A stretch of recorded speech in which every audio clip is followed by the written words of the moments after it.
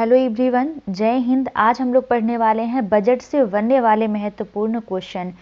तो चलिए शुरू करते हैं। पहले थोड़ी हम ब्रीफ आइडिया ले लेते हैं। तो जैसे हमने क्वेश्चन कवर किया है कि अंतरिम बजट 2024 किसके द्वारा पेश किया है, फिर बजट में क्या क्या घोषणाएं रही हैं उनके बारे में हमने डिस्कस किया है।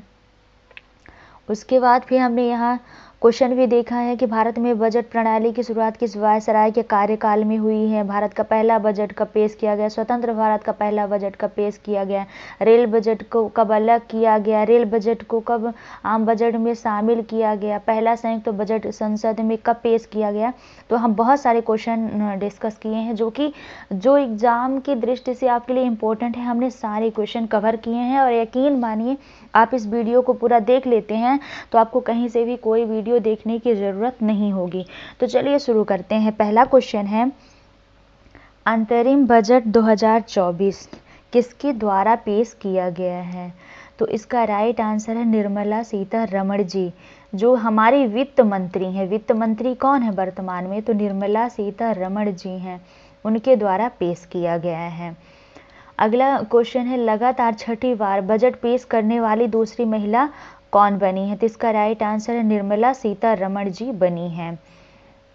नरेंद्र मोदी जी प्रधानमंत्री हैं हमारे देश के, अमित शाह जी गृह मंत्री हैं हमारे देश के, और राजनाथ सिंह रक्षा मंत्री हैं हमारे देश के। थोड़ी इसको भी देखते चलते हैं। आइए देख लेते हैं कि बजट में क्या क्या घोषणा हुई है। उससे पहले हम देख लेते हैं कि हमने पढ़ा है कि अंतरिम बजट पेश किया गया है। कौन सा बजट पेश किया गया है, तो अंतरिम बजट पेश किया गया है। तो ये अंतरिम बजट क्या होता है, तो अंतरिम बजट चुनावी वर्ष के दौरान मौजूदा सरकार पूर्ण बजट पेश करने में असमर्थ रहती है, यानी वो पूर्ण बजट नहीं पेश कर सकती क्योंकि चुनाव होने रहते हैं। इसके बजाय वित्त मंत्री एक अंतरिम बजट पेश करते हैं जो थोड़े समय के लिए सरकार के खर्चों और राजस्व को कवर करता है। ठीक है, यानी कभी कोई पूछ दे कि अंतरिम बजट क्या होता है, तो अंतरिम बजट होता है थोड़े समय के लिए सरकार के खर्चों और राजस्व को कवर करता है, वो अंतरिम बजट कहलाता है। और ऐसा तब किया जाता है जब तक नई सरकार निर्वाचित होकर सत्ता ग्रहण नहीं कर लेती। अंतरिम बजट उसी समय पेश किया जाता है जब केंद्रीय बजट एक नियमित वित्तीय वर्ष में होता है, तब पेश किया जाता है। देख लेते हैं राजस्व घाटा क्या होता है। तो जब किसी सरकार का राजस्व व्यय उसकी राजस्व प्राप्तियों से अधिक हो जाता है तो इसके परिणाम स्वरूप राजस्व घाटा होता है ना। यानी व्यय से ज़्यादा हमारी व्यय से ज़्यादा प्राप्त हो। यहाँ पे क्या कह रहा है कि जब किसी सरकार का राजस्व व्यय उसकी राजस्व प्राप्तियों से अधिक हो जाता है, यानी प्राप्तियों से ज़्यादा तो हमारा खर्च, यानी हमको आ तो कम रहा है और जा हमारे से ज़्यादा रहा है, तो क्या हो जाता है, घाटा लग जाता है। जैसे हम लोग कोई काम करते हैं तो उसमें हम लागत तो ज़्यादा लगाते हैं लेकिन आता कम है, तो फिर उसमें क्या होता है, घाटा हो जाता है। सेम वैसे ही राजस्व घाटा भी होता है कि जब राजस्व व्यय उसकी राजस्व प्राप्तियों से अधिक हो जाता है, यानी राजस्व प्राप्त होने से ज़्यादा तो राजस्व व्यय हो रहा है, यानी खर्च हो रहा है, तो उसके परिणाम स्वरूप राजस्व घाटा होता है। इसका तात्पर्य है कि सरकार की आय उसके दैनिक कामकाज को पूरा करने के लिए अपर्याप्त है। अब देख लेते हैं बजट में किन किन चीज़ों के बारे में बताया गया है। तो सामाजिक न्याय में बताया गया है कि भारत को विकसित राष्ट्र बनाने के लिए 4 प्रमुख वर्ग गरीब, महिलाएं, युवा और अन्नदाता यानी किसान पर ध्यान केंद्रित किया जाएगा विकसित राष्ट्र बनाने के लिए। गरीबी पे बताया गया है कि 10 वर्षों में 25 करोड़ लोगों को बहुआयामी गरीबी से बाहर निकाला गया है। प्रधानमंत्री जनधन खातों का उपयोग करने से 34 लाख करोड़ रुपए के प्रत्यक्ष हस्तांतरण से सरकार को 2.7 लाख करोड़ रुपए की बचत हुई है।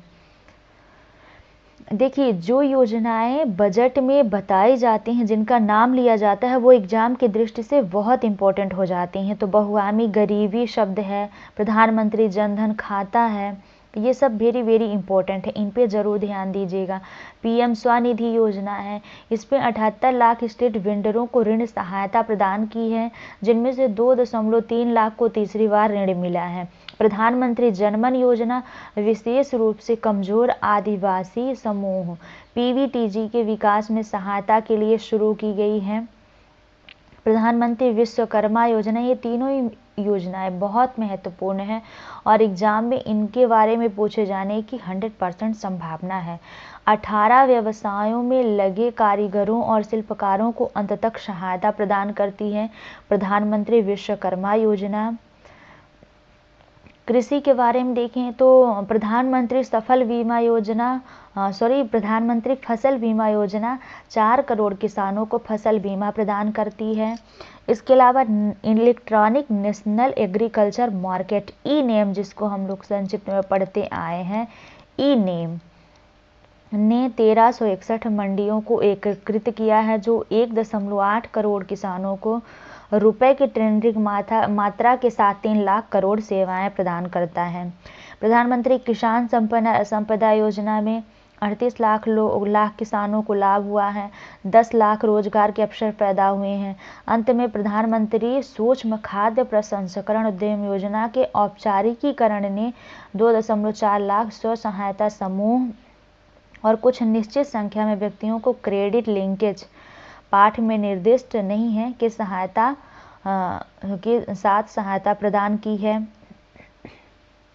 महिला सशक्तिकरण के लिए महिला उद्यमियों को मुद्रा योजना के तहत 30 करोड़ से अधिक ऋण दिए गए हैं। उच्च शिक्षा में महिलाओं के नामांकन में 28% की वृद्धि देखी गई है। ये डायरेक्ट परीक्षा में पूछ सकता है कि महिलाओं के नामांकन में कितने % वृद्धि देखी गई है, तो 28% वृद्धि देखी गई है। STEM पाठ्यक्रमों में 43% नामांकन लड़कियों और महिलाओं का है, जो दुनिया में सबसे अधिक है। इसके अतिरिक्त प्रधानमंत्री आवास योजना के तहत 70% से अधिक ग्रामीण क्षेत्र की महिलाओं को दिए गए हैं। बिजली नई योजना के तहत 1 करोड़ परिवारों को रूफ टॉप सोलराइजेशन के माध्यम से प्रति माह 300 यूनिट मुफ्त बिजली मिलेगी। इस पहल से प्रत्येक घर को 15,000 रुपये और 18,000 रुपये सालाना बचाने की उम्मीद है। बिजली के लिए ऐसी घोषणा की गई है।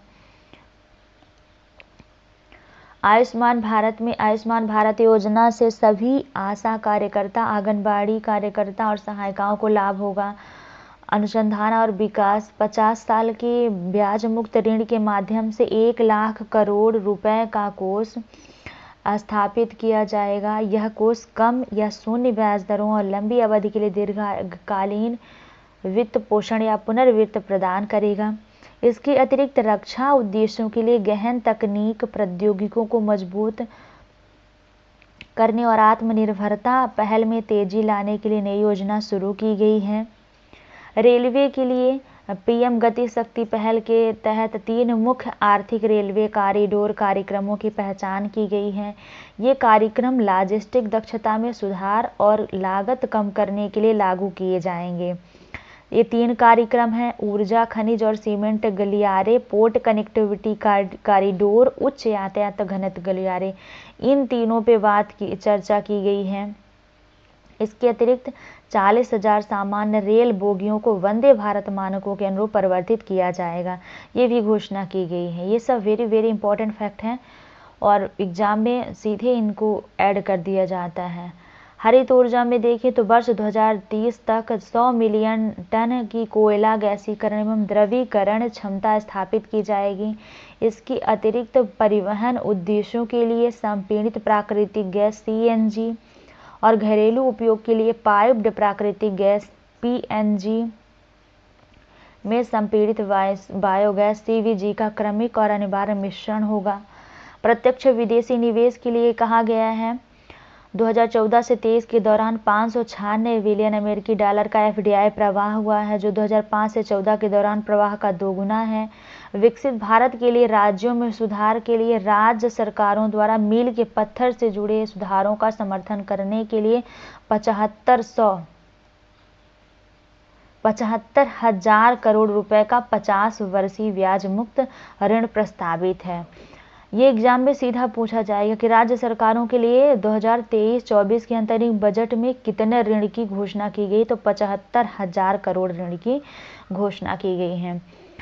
अगला क्वेश्चन है, भारत में बजट प्रणाली की शुरुआत किस वायसराय के कार्यकाल में की गई थी, तो इसका राइट आंसर है लॉर्ड कैनिंग के कार्यकाल में की गई थी। डिटेल देख लेते हैं, तो वर्ष 1859 में वायसराय लॉर्ड कैनिंग ने अपनी कार्यकारिणी में जेम्स विल्सन को बतौर वित्त सदस्य नियुक्त किया था और विल्सन की पहल पर ही 1860 में पहली बार बजट पेश किया गया था। यानी भारत में जब ब्रिटिश काल चल रहा था, औपनिवेशिक काल चल रहा था, तब बजट कब पेश किया गया था, 1860 में बजट पेश किया गया था। और इसमें रेलवे का भी लेखा जोखा भी शामिल रहा है और जेम्स विल्सन को ही भारत में बजट प्रणाली का जन्मदाता कहा जाता है। यानी भारत में बजट, यदि हम बात कर ले हैं भारत में बजट कब पेश किया गया, तो 1860 में पेश किया गया। किसके द्वारा पेश किया गया था, तो विल्सन के द्वारा पेश किया गया था। किसके कार्यकाल में पेश किया गया था, तो कैनिंग के कार्यकाल में पेश किया गया था। और भारत में बजट प्रणाली का जन्मदाता कौन है, बजट प्रणाली का जन्मदाता कौन है, तो विल्सन है बजट प्रणाली का जन्मदाता भारत में। इन महत्वपूर्ण फैक्टों को ध्यान में रखें। अगला है, भारत का पहला बजट कब पेश किया गया था, तो इसका राइट आंसर 1860 में पेश किया गया था, हमने पहले ही बताया। यहाँ भी थोड़ी डिटेल देख लेते हैं, तो भारत का पहला बजट ब्रिटिश औपनिवेशिक शासन के दौरान 7 अप्रैल 1860 को पेश किया गया था और उस समय भारत के वित्त मंत्री जेम्स विल्सन ने इसे पेश किया गया था ना। यानी जो कैनिंग थे वो विल्सन को अपने वित्त मंत्रालय में बिना सदस्य के ही शामिल किए थे और 7 अप्रैल 1860 को पहला बजट पेश किया गया था। किसके द्वारा, तो भारत के वित्त मंत्री जेम्स विल्सन के द्वारा।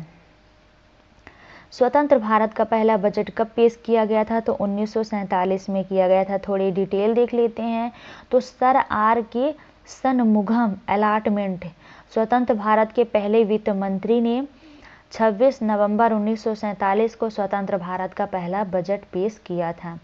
यानी स्वतंत्र भारत के पहले वित्त मंत्री कौन थे, तो वित्त मंत्री थे सर आर के शनमुगम और इनके द्वारा पेश किया गया था पहला बजट स्वतंत्र भारत का। और कब पेश किया गया था, तो 26 नवंबर 1947 को पेश किया गया था। और बजट का जो विभाजन होता है, तो विभाजन का कारण था व्यापक स्टॉक के बीच पेश किया गया था। बजट 5 अप्रैल महीने के लिए था और अगला बजट 1948 से लागू हो गया था। पहली बार यह निर्णय लिया गया था सितंबर 1948 में। भारत और पाकिस्तान दोनों एक ही मुद्रा साझा करेंगे। उस समय जस्ट भारत का विभाजन हुआ था, तो 1948 में भारत और पाकिस्तान दोनों एक ही मुद्रा में अपना अपना बजट साझा करेंगे, ऐसा निर्णय लिया गया था। सर चेट्टी के भारत के वित्त मंत्री पद से हटने के बाद जॉन मथाई ने 1949-50 और 1950-51 में केंद्रीय बजट के लिए कार्यभार संभाला। 1949-50 के बजट में सभी रियासतों को शामिल करते हुए संयुक्त भारत के लिए बजट तैयार करने का पहला उदाहरण था। ये इतना इम्पोर्टेंट नहीं है और इधर ज़्यादा पढ़ने की ज़रूरत नहीं है, यहाँ का इतना तो वेरी इम्पोर्टेंट है। अगला क्वेश्चन देख लेते हैं, किस वर्ष रेल बजट को आम बजट से अलग कर दिया गया था, तो इसका राइट आंसर है 1920 में ऐसा किया गया था। डिटेल देख लेते हैं, तो 1920 में और किस समिति की सिफारिश पर, विलियम एकवर्थ समिति की सिफारिश में रेल बजट को आम बजट से अलग कर दिया गया था। ठीक है, एकवर्थ समिति ने अपनी सिफारिशों में रेल बजट को आम बजट से अलग करने का सुझाव दिया था, क्योंकि तत्कालीन समय में रेलवे अकेले भारत की सबसे बड़ी आर्थिक गतिविधि का संचालन करता था। विदित हो कि 1924 के आते आते पूरे देश में बजट में रेलवे की हिस्सेदारी 70% हो चुकी थी और इसी बात को ध्यान में रखते हुए एक अर्थ समिति की सिफारिशें मान ली गई थी। तो इधर का इतना इम्पोर्टेंट नहीं है, यहाँ का इम्पोर्टेंट है ज़्यादा कि वर्ष 1920 में विलियम एकवर्थ समिति की सिफारिश पे रेल बजट को आम बजट से अलग कर दिया गया था, और वो उसकी सबसे बड़ी आर्थिक गतिविधि थी। 70% हिस्सेदारी थी बजट में रेलवे की। इस वजह से अगला है, किस वर्ष रेल बजट को आम बजट में शामिल किया गया था? तो इसका राइट आंसर है 2016-17 में शामिल किया गया था रेल बजट को आम बजट में। यदि कभी एक सन दे दे तो 2016 ही आप लोग टिक करिएगा, क्योंकि 2016 में डिटेल देख लेते हैं तो 21 सितंबर 2016 को आम बजट के साथ रेल बजट के विलय को मंजूरी मिली थी। यानी मंजूरी तो 2016 में ही मिली थी, लेकिन 1 फरवरी 2017 को पहला संयुक्त बजट संसद में पेश किया गया था।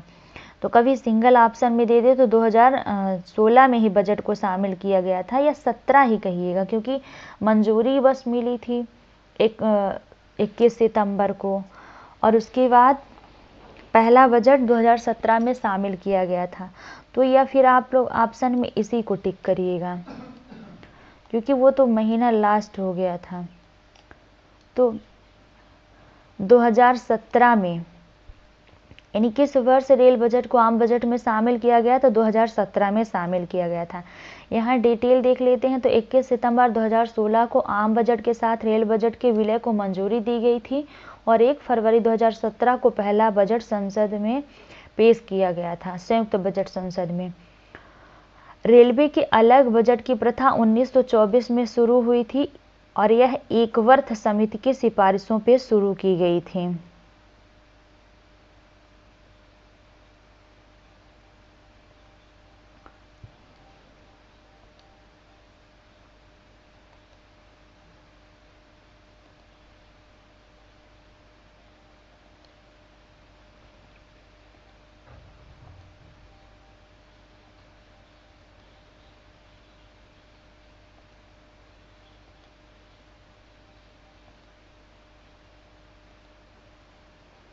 तो किस वर्ष रेल बजट को आम बजट से अलग कर दिया गया था? तो 1924 में किया गया था। यहाँ भी थोड़ी सुधारिएगा, क्योंकि 1920 में समिति का गठन हुआ था और 1924 में इसको अलग किया गया था।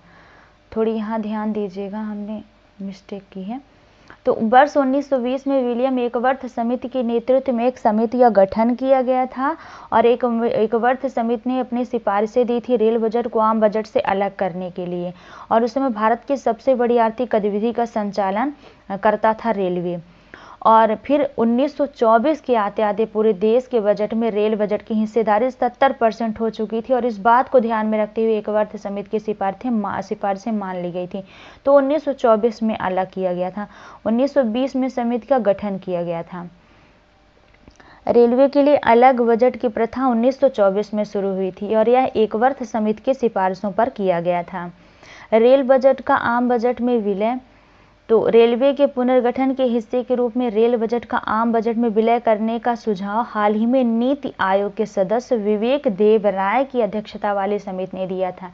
यानी जो रेल बजट को अलग करने की सिफारिश किस समिति ने दी थी? तो एकवर्थ समिति ने दी थी। इसको वेरी वेरी इंपॉर्टेंट है, इसको आप इम्पोर्टेंट मार्क करिएगा, स्टार मार्क करिएगा। तो एकवर्थ समिति ने रेल बजट को आम बजट से अलग करने की सिफारिश की थी, लेकिन विवेक देव राय की अध्यक्षता वाली समिति ने रेल बजट को आम बजट में विलय करने की सिफारिश दी थी। अगला है, पहला संयुक्त बजट संसद में कब पेश किया गया था? तो इसका राइट आंसर है 2017 में पेश किया गया था संसद का संयुक्त बजट। अगला है, संविधान में बजट शब्द की जगह क्या प्रयोग हुआ? तो इसका राइट आंसर है उपयुक्त दोनों, यानी वार्षिक वित्तीय विवरण, अंग्रेजी में बोलते हैं एनुअल फाइनेंशियल स्टेटमेंट। तो संविधान के अनुच्छेद 112 में बजट शब्द नहीं लिखा हुआ है, वार्षिक वित्तीय विवरण ही लिखा हुआ है। ये एग्जाम में पूछा गया क्वेश्चन है, आप लोग ध्यान दीजिएगा, और ओल्ड ईयर क्वेश्चन पेपर में आप लोग मिलाइएगा, यूपीएससी के क्वेश्चन में ऐसा पूछा गया है। अगला है, वार्षिक वित्तीय विवरण AFS का वर्णन संविधान के किस अनुच्छेद में है? तो इसका राइट आंसर अनुच्छेद 112 में है। अगला है डिटेल देख लेते हैं। तो भारतीय संविधान के अनुच्छेद 112 के अनुसार एक वर्ष के केंद्रीय बजट को वार्षिक वित्तीय विवरण कहा जाता है, एनुअल फाइनेंशियल स्टेटमेंट, और अंग्रेजी में कहते हैं AFS। यह एक वित्तीय वर्ष में सरकार की अनुमानित प्राप्तियों और व्यय का विवरण है, जो चालू वर्ष में 1 अप्रैल से शुरू होकर अगले 31 मार्च को समाप्त होता है। अगला है वित्त मंत्रालय के किस विभाग के अंतर्गत बजट प्रभाग आता है? तो इसका राइट आंसर है आर्थिक मामलों का विभाग के अंतर्गत आता है। थोड़ी डिटेल देख लेते हैं। तो वित्त मंत्रालय के अंतर्गत आर्थिक मामलों के विभाग का बजट प्रभाग बजट तैयार करने हेतु जिम्मेदार केंद्रीय निकाय, यानी बजट कहाँ तैयार किया जाता है? तो आर्थिक मामलों के विभाग के अंतर्गत बजट प्रभाग है और उसकी जिम्मेदारी होती है, बजट प्रभाग की बजट तैयार करने हेतु जिम्मेदारी होती है। वित्त वर्ष की अवधि क्या है? तो इसका राइट आंसर है 1 वर्ष 1 अप्रैल 2024 से 31 मार्च 2025 तक है। यदि हम बात करें 2 वर्ष 11 माह 18 दिन, तो संविधान बनने में समय लगा था। संविधान बनने का समय हमने यहाँ लिख दिया था। संविधान को बनने में, हमारे देश के संविधान को बनने में 2 वर्ष 11 माह 18 दिन लगे थे। अगला वित्त वर्ष 2023-24 के लिए भारत का आदर्श वर्ष क्या है? तो 7.3%। ये आदर्श वर्ष के रूप में चुना गया है इसको। ये वैसे इस वर्ष की GDP कहिए रहने वाली है, ऐसा। अगला हम देख लेते हैं। अगला है संसद में बजट 6 चरणों में गुजरता है। एक इम्पोर्टेंट पॉइंट है कि मतलब संसद में बजट कितने चरण में गुजरता है। तो सबसे पहले बजट की प्रस्तुति होती है, फिर उस पर आम चर्चा होती है, उसके बाद विभागीय समितियों द्वारा जांच होती है, अनुदान मांगों पर मतदान होता है, विनियोग विधेयक पारित करना रहता है, इसके बाद वित्त विधेयक पारित करना रहता है। तो ये 6 चरणों से गुजरता है, 6 चरणों से गुजरता है बजट संसद में। So thanks for watching my video. आशा है कि वीडियो आपके लिए काफ़ी हेल्पफुल होगी और आप वीडियो को पूरा ज़रूर देखेंगे। Thank you.